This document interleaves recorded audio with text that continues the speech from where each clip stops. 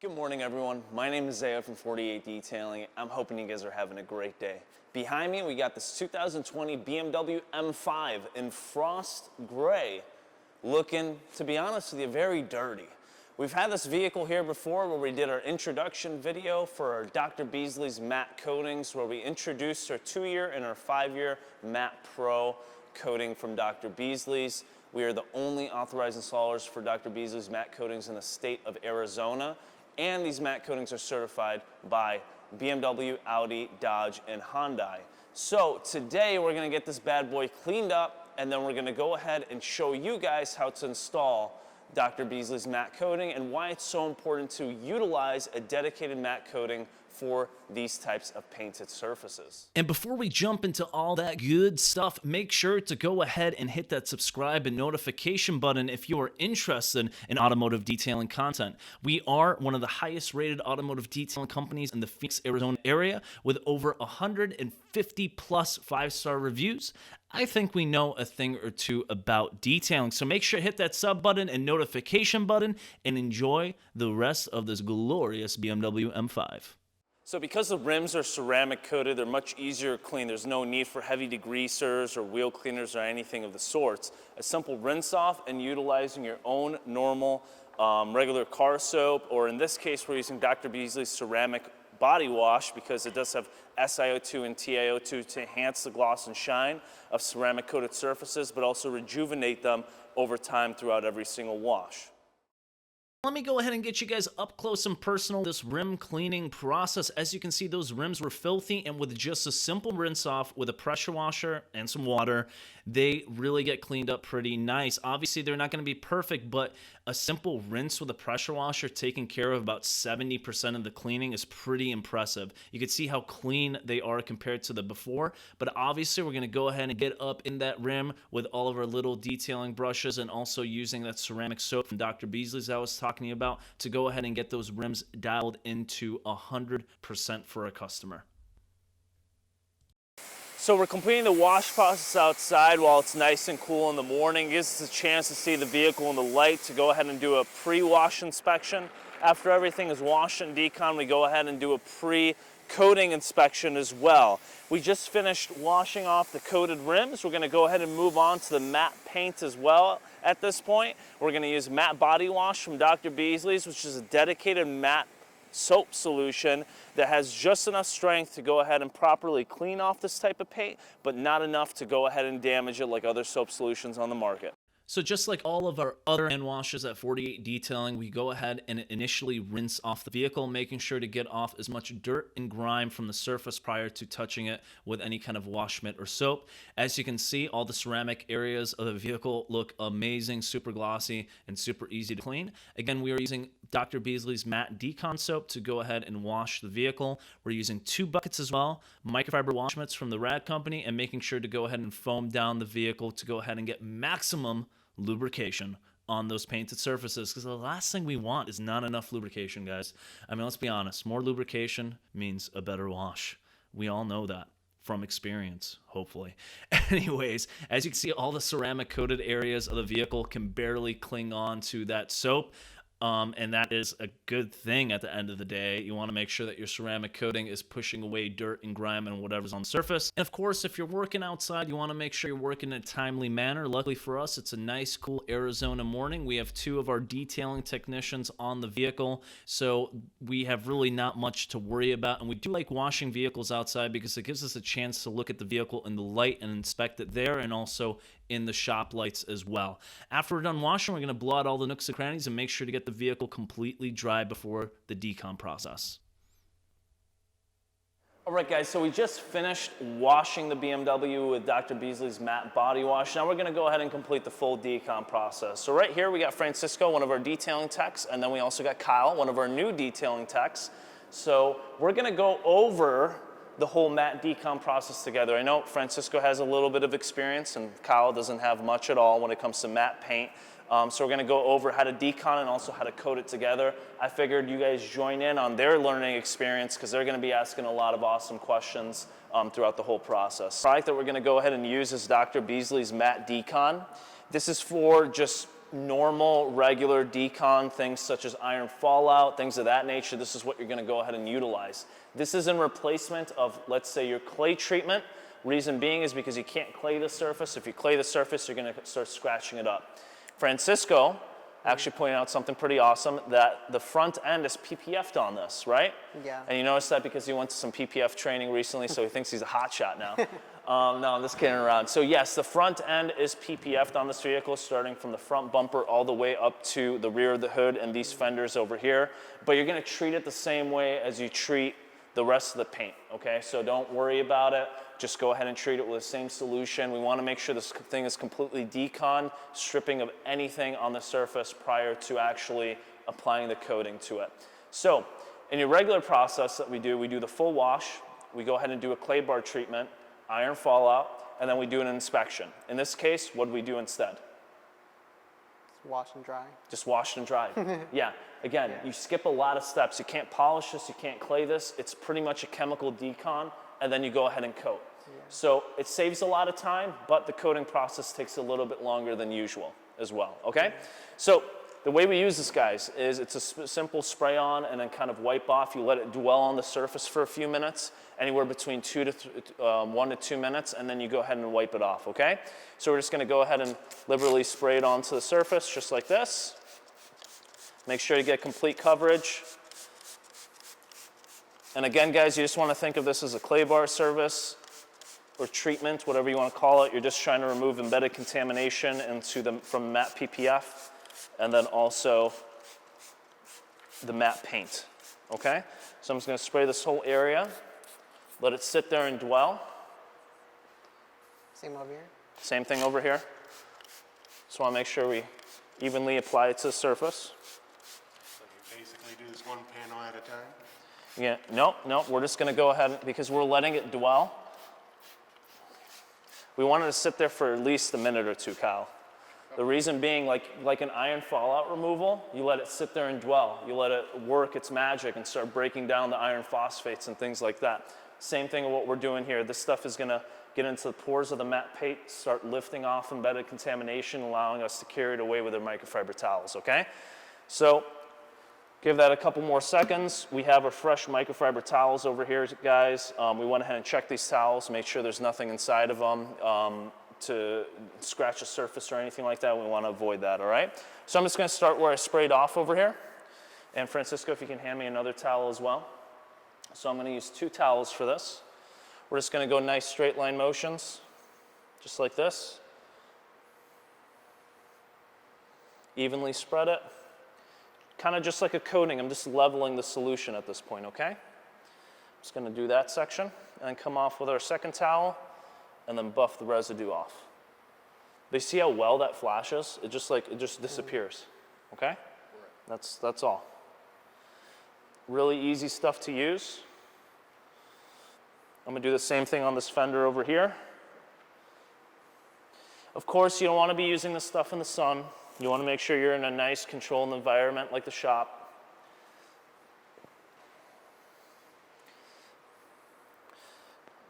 Just like anything else, you don't want it to completely dry on the surface. If it does dry on the surface, just reactivate it with the same solution by spraying it on again, okay? So go ahead, Francisco, and start wiping that section off. And then Kyle, you come off with a complete buff off, okay? And yes, you are gonna get it on chrome pieces and things like that. It's a simple buff off on there as well. Just go ahead and buff it off with another separate microfiber towel and then you'll be perfectly fine, so no worries. Just like that.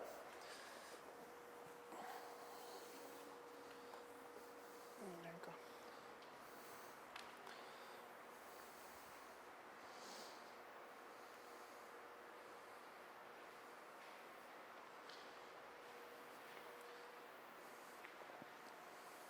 Perfect, guys.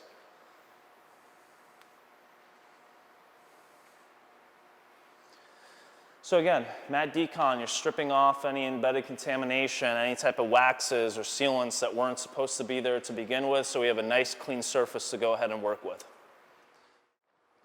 All right, guys, so we went ahead and decon the whole thing, right? We're gonna go ahead and start the coating process. Because this is matte paint, again, we cannot polish it. If you polish it, it's going to turn satin. If you polish it too much, it's going to start looking glossy, okay? The reason why matte paint looks the way it does is because it's very porous. It means it diffuses the light when it hits it. When you start polishing, it's going to start leveling off the pores, bringing back gloss and shine. And if you're paying $6K for a paint job like this, it's kind of pointless at the end of the day if you do that, right? So we're going to go ahead and coat it with Dr. Beasley's matte coating. This is our 2 to 3 year coating. It's warranted for up to 2 years, all right? And it is dedicated for matte and satin paints, and it's not going to change anything about the matte paint. Initially, during application, it's going to make it look a bit darker. The next 30 minutes, it's going to still kind of look like that, but after about an hour or two, when the coating starts to cure, it completely diffuses back to its original matte shine, okay? So there's a slight difference during application. So if you guys freak out about that, don't worry about it. Give it about 2-3 hours. It's going to start going back to its natural matte shine again, okay? Not shine. The opposite of shine. Obviously, this is not shiny, okay? I'll stop talking now, but I gotta keep talking. All right, so the matte coating and the matte pro coating as well, which is our 5-year warranted coating, is applied with water. This is gonna be like the transfer solution, okay? This is what you use to spread the coating around and have it actually bond to the surface of the paint, okay? So I'm gonna go ahead and grab our bottle. We apply it with a foam pad recommended by the manufacturer as well. And use a good quality pad, guys. Don't use those cheap Chinese ones. This is from Lake Country. So we're gonna go ahead and spray the hood down with distilled water, okay? You want to make sure that it's 100% water, no minerals, no chlorine, none of that stuff, all right? I'm just gonna spray the whole hood down, all right? We're obviously not gonna do the whole hood at once, but we're gonna spray it down with water and then continue the process from there, okay? Just like that. After that, we're gonna be putting a very good amount of the solution on here. Just like that. And I want you guys to notice how this stuff reacts when it gets onto the paint. This is the only time we're gonna tell you guys to be working Mr. Miyagi in circles. You wanna make sure you're working in overlapping motions in circles, little to no pressure, but you see how that water instantly starts to bead? See that? See how it's starting to bead and run off? It's starting to push the water away. It almost looks kind of like it's foaming, but it's just creating little tiny beads. We're gonna go ahead and keep working this section. Overlapping motions, circular. Get a little bit more solution onto the pad.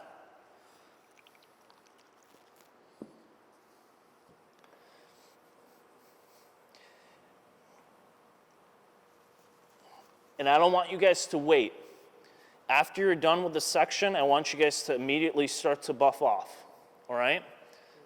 Because by the time you get back to where you started, it's already been about 30 seconds to a minute, okay? Something else you have to take note of is the runoff, okay? You're gonna start getting runoff onto the chrome that you're gonna have to wipe down. You're gonna start getting runoff on other areas of the vehicle. That runoff contains the coating. So we wanna make sure we get rid of that as well.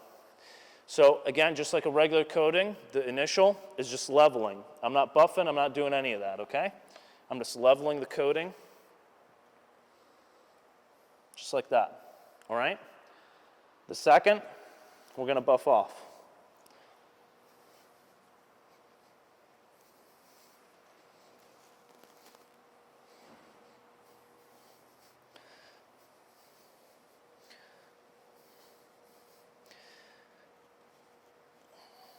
Buff off all the other areas, all the chromed areas, all that stuff, okay, while you're doing the buff off. And with this coating, I use about 3 towels.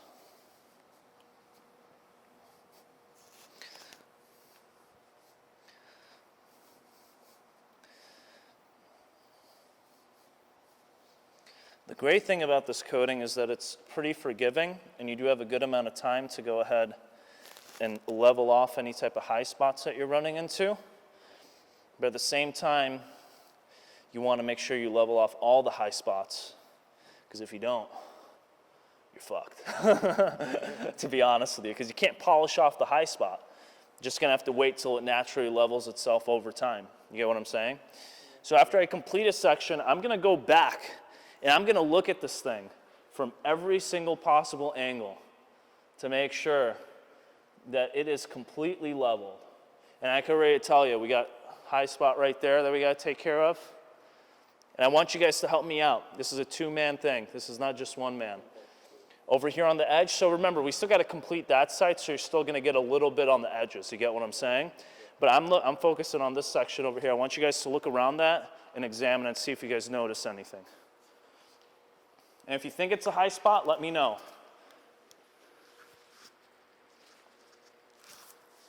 It's pretty difficult. I can see one from over here. I want you guys to see if you can point it out. Okay?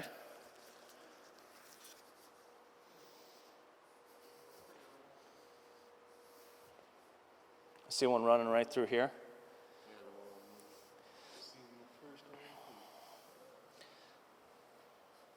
Another difficult thing about this is that matte paint has shadows, and the shadows look exactly like high spots as well. So you kind of have to dictate whether it's a shadow or not. I would play on the side of, like, you know, it's probably a high spot. If it doesn't buff off, that means it's probably a shadow. So it doesn't hurt to try to buff it off. Better safe than sorry. Because this right here, this shadow, looking from your end, it looks like a high spot. You know, same thing with that over here with these creases and concave and convex surfaces. All right, guys, so I want you guys to try it on that side of the hood, and we'll continue the process, okay? Take number 5,635. You guys ready? Cool. What's up, guys? Jesus Christ. All right, guys, so the BMW is all set to go. This bad boy is coated from top to bottom. That's going to include the carbon fiber, the glass, the rims, and now the matte paint, as you can see. Well, you shouldn't be able to see because it looks exactly the same as it did before, which is what a matte coating is supposed to do. Remember, matte paint is very different from gloss paint, and the matte coatings go ahead and follow the concave and convex surface of the matte pores, making sure not to add any type of gloss or any type of shine to the surface. And you know, sometimes it amazes me how coating manufacturers out there actually recommend to put the regular gloss coatings on top of matte surfaces. Like, come on. You say it adds gloss and shine to regular paint. What makes you think it won't add gloss and shine to matte paint? It's something to think about, guys. I've seen it done before on matte vinyl and film and also matte paint, and it does make a difference if you use a regular ceramic coating on these types of surfaces. So please take note. If you spend all this money on matte paint, you want to keep it looking the way that it came out of the factory, and that's our goal here at 48 Detailing. Besides that, the guys did a great job. They're doing some laundry right now in the corner, getting that work done, but I went ahead and inspected the vehicle, make sure there were absolutely no high spots or anything of the sort, so they did an awesome job. It was Kyle's first time working on a matte vehicle, and this was Francisco's second vehicle that he worked on with matte paint, so they did really, really good, followed all the instructions, and made sure that this thing looks amazing. Now, the last thing I got to do is rip off that freaking permaplate sticker because I hate looking at those pieces of crap. But besides that, this thing is set to go. If you guys want to schedule an appointment with us here at 48 Detailing, feel free to message us. And if you have any questions, go ahead and throw them in the comment section below. Besides that, thank you so much for watching. You guys have a great day. You guys finish that laundry. I'm going to be in